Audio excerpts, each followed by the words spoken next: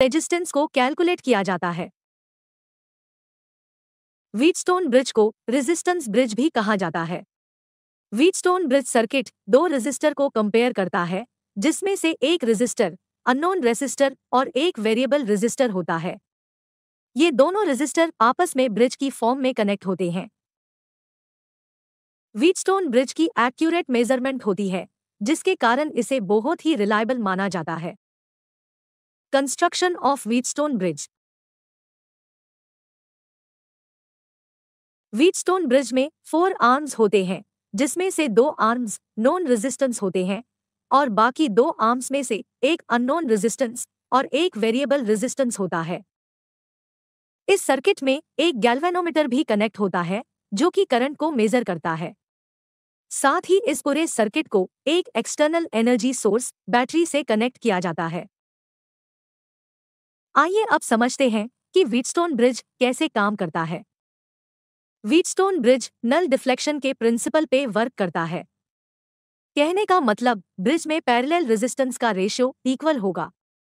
साथ ही सर्किट में लगे गैल्वेनोमीटर में करंट की वैल्यू 0 होगी, जिसे नल डिफ्लेक्शन कहते हैं, और इस कंडीशन को बैलेंस कंडीशन कहते हैं। नॉर्मल कंडीशन में ब्रिज अनबैलेंस होता है और गैल्वेनोमीटर में करंट फ्लो होता है। अब जैसा कि हम जानते हैं कि रेजिस्टर P और रेजिस्टर Q बैलेंस है, जबकि रेजिस्टर R और रेजिस्टर S अनबैलेंस है। इन दोनों को बैलेंस करने के लिए वेरिएबल रेजिस्टर S की रेजिस्टेंस वैल्यू को चेंज करेंगे और साथ ही गैल्वेनोमीटर में करंट की वैल्यू को नोट करेंगे। गैल्वेनोमीटर में करंट 0 होने पर वेरिएबल रेजिस्टर S की वैल्यू को नोट करेंगे। अब अननोन रेजिस्टर R की वैल्यू कैलकुलेट करने के लिए हम व्हीटस्टोन ब्रिज प्रिंसिपल का यूज कर सकते हैं, जो कि कुछ इस तरह से कैलकुलेट होगा। रेजिस्टर एक ऐसा इलेक्ट्रिकल कंपोनेंट है जो इलेक्ट्रिक सर्किट में करंट फ्लो को कंट्रोल करता है। रेजिस्टर लगभग सभी इलेक्ट्रिकल सर्किट में यूज होता है और किसी भी इलेक्ट्रिकल सर्किट को प्रॉपर वर्क करने के लिए रेजिस्टर एक इम्पोर्टेंट रोल प्ले करता है। तो आइए जानते हैं कि रेजिस्टर कैसे काम करता है। जैसा कि हम जानते हैं कि किसी भी इलेक्ट्रिक सर्किट में मेटालिक वायर का यूज होता है।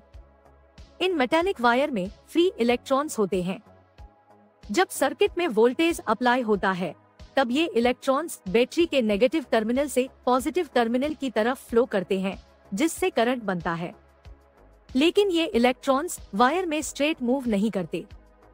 ये इलेक्ट्रॉन्स वायर के पॉजिटिव आयन से कोलाइड करते हैं, जिससे वायर में हीट जनरेट होता है।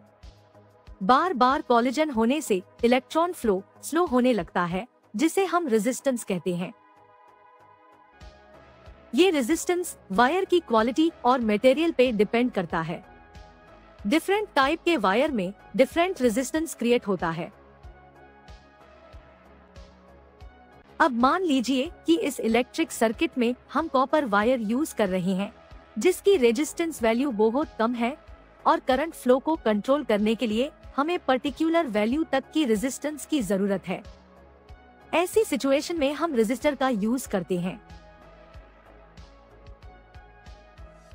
वैसे तो रेजिस्टर्स कई टाइप के होते हैं, लेकिन सबका बेसिक फंक्शन एक जैसा ही होता है।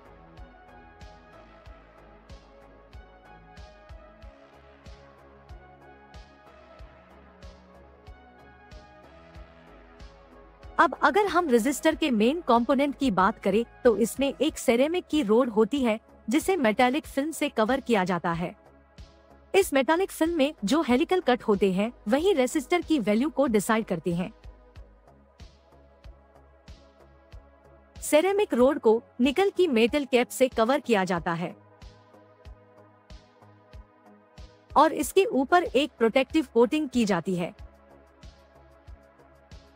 जब हम रेजिस्टर में करंट पास करते हैं, तब ये करंट को कंप्लीट पास नहीं होने देता, क्योंकि सिरेमिक की रोड से बहुत कम इलेक्ट्रॉन्स पास हो पाते हैं, जिससे करंट भी लिमिटेड क्वांटिटी में पास होता है।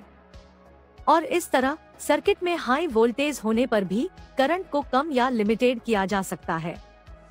और रेजिस्टर की इसी प्रॉपर्टी को हम रेजिस्टेंस कहते हैं। Resistance in series. एनिमेशन में हम देखते हैं कि 3 रेजिस्टर्स को एंड टू एंड कनेक्ट किया गया है, जिसे हम सीरीज कनेक्शन कहते हैं। इन तीनों रेजिस्टर्स का रेजिस्टेंस R1, R2 और R3 माना गया है। जब हम सर्किट में वोल्टेज अप्लाई करते हैं, तब सर्किट में I करंट फ्लो करता है और ये करंट तीनों रेजिस्टर्स से पास होता है। हम देख सकते हैं सीरीज कनेक्शन में करंट सेम रहता है, जबकि पोटेंशियल यानी वोल्टेज तीनों रेजिस्टर